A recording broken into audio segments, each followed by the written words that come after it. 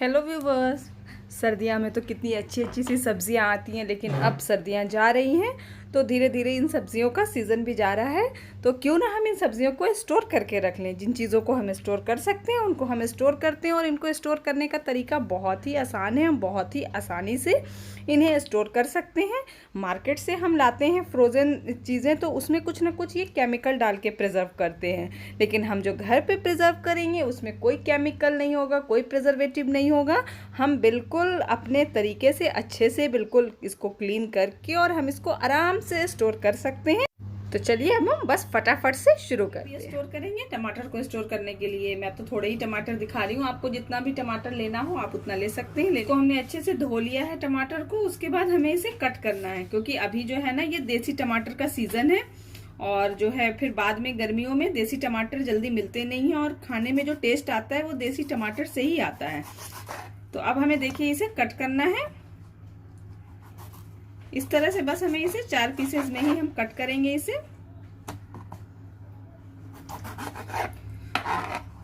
तो इस तरह से सर्दियों में ये सारी चीजें अगर हम स्टोर करके रख लेते हैं ना, तो गर्मी में हमें बहुत ही आराम होता है। गर्मी में जल्दी तो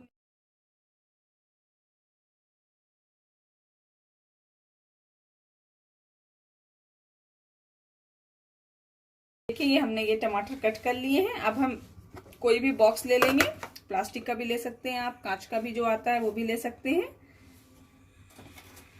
और इसमें हमें इन टमाटरों को इस तरह से रखना है 1 बाय 1 करके।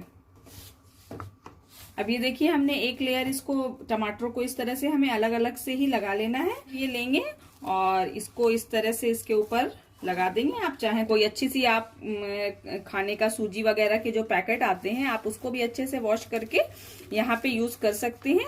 एल्युमिनियम फॉयल मत डालिएगा, क्योंकि वो जब हम इसको स्टोर करेंगे तो फिर वो इसमें चिपक जाते हैं, तो इसीलिए एल्युमिनियम फॉयल नहीं डालना है इसमें।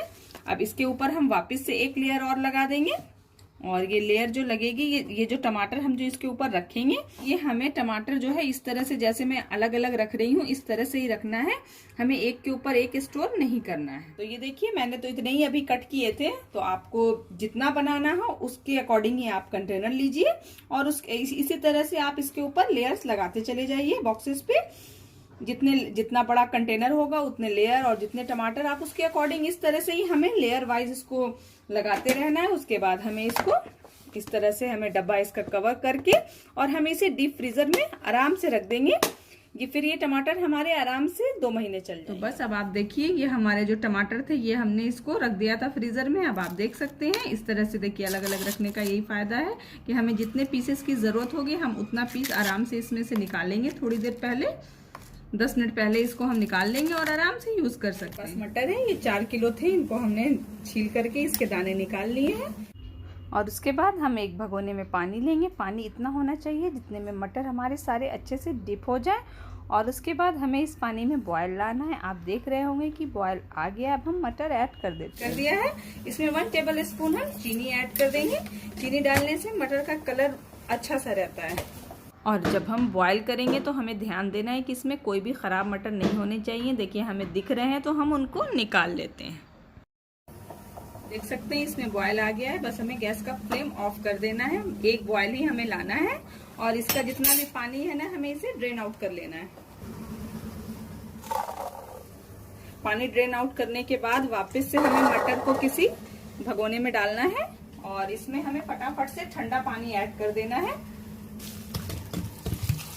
फ्रिज का पानी हो तो फ्रिज का पानी ऐड कर दें, और नहीं और उसमें अगर नहीं है तो नॉर्मल पानी में हम आइस क्यूब्स डाल देंगे। पानी को इसलिए हमें फटाफट से डालना है जितनी जल्दी हो सके, ताकि जो इसका कुकिंग प्रोसेस है वो बंद हो जाए। क्योंकि मटर तो हमारे जब बॉयल हुए तो बहुत अच्छे से गर्म थे, तो अगर हम उसमें ठंडा, अगर हम ड्रेन करने के बाद भी उसको छोड़ देंगे तो वो गर्म से कुक होते रहेंगे। तो हमें इसका कुकिंग प्रोसेस बंद करना है जितनी जल्दी हो सके उतनी जल्दी। तो इसी अब ये जो हमारा आइस वाला वाटर था हम इसको एक बार फिर से ड्रेन आउट कर लेंगे, और फिर हम वही सेम प्रोसेस इसमें करेंगे। अब वापस से हम इसमें फटाफट से ठंडा पानी एक बार और ऐड कर देंगे और इस पानी में हम इसको 5 मिनट के लिए छोड़ देंगे ताकि इसका जो कुकिंग प्रोसेस है वो बिल्कुल अच्छी तरह से बंद हो जाए। तो 5 मिनट के बाद हम इसको वापस से ड्रेन करेंगे। 5 मिनट हो गए हैं, अब हम इसका पानी वापस से निकाल लेते हैं। इसे थोड़ी देर के लिए अच्छे से पानी इसका निकल जाने देते हैं। अब इसको स्टोर करने के लिए हम कोई भी जिपलॉक बैग लेंगे। जिपलॉक बैग अगर रेडीमेड हो तो आप वो ले सकते हैं, वरना इस तरह के जिपलॉक वाले नमकीन के पैकेट आते हैं, डेट्स खजूर के पैकेट आते हैं, ये किशमिश के पैकेट आते हैं, तो आप इनको इस तरह से इनमें भी स्टोर कर सकते हैं। तो इस तरह के पैकेट्स को मैं तो रख लेती हूँ जब आते हैं तो, क्योंकि वैसे भी जब नमकीन या कुछ भी आता है तो हम उसे कंटेनर में ही हमें रखना होता है। एक बार ओपन करने के बाद फिर तो हमें कंटेनर में ही डालना होता है, तो उसको उसमें डाल लेते हैं। उसके बाद ये बैग हम रख लेते हैं, तो हम इसी बैग में स्टोर करेंगे। तो अपने मटर को इन बैग में हम रख लेते हैं और रखने के बाद हमें इसे फ्रीजर में रख लेना है। उसके बाद आप आराम से इसे पूरे साल आप इसे यूज कर सकते हैं। आप हमने रख लिया, अब अच्छे से इसको लॉक कर देंगे और लॉक करके हम इसको फ्रीजर में रख देते हैं।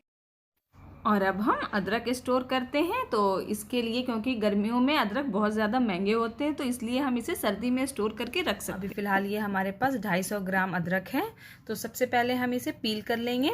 हम तो रखने के लिए पेस्ट बना के भी रख सकते हैं, लोग रखते हैं, लेकिन उनका टेस्ट थोड़ा चेंज हो जाता है। बट इस तरह से, जिस तरह से मैं आपको बता रही हूँ, इस तरह से अगर आप रखेंगे तो बिल्कुल इसका टेस्ट ओरिजिनल की जैसा ही रहेगा। ऐसा लगेगा कि नहीं कि ये स्टोर किए हुए हैं, ये बिल्कुल आपको फ्रेश लगेंगे। तो सबसे पहले हमें करना ये है कि ये जो हमारे जो अदरक हैं, इन सबको हम इस तरह से इनको हमें पील कर लेना है सबसे पहले। तो सबसे पहले हम सारे अपने जितने भी अदरक हैं उनको इस तरह से अच्छे से हम पील कर लेते हैं।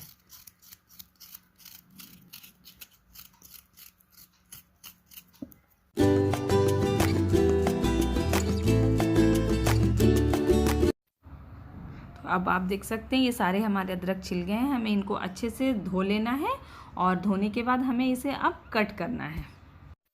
तो आप देख सकते हैं हमें कट इस तरह से करना है, ऐसे ही गोल गोल, हमें लंबान में इसे कट नहीं करना है। तो इस तरह से ही हम अपने जितने अदरक हैं हम सबको कट कर लेते हैं।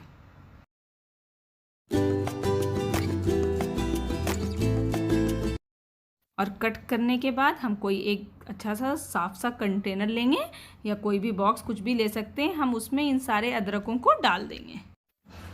और आप देख सकते हैं हमें अदरक को इस तरह से लंबान में नहीं काटना है, ये गलत तरीका है। हमें इस तरह से गोल ही हमें कट करना है।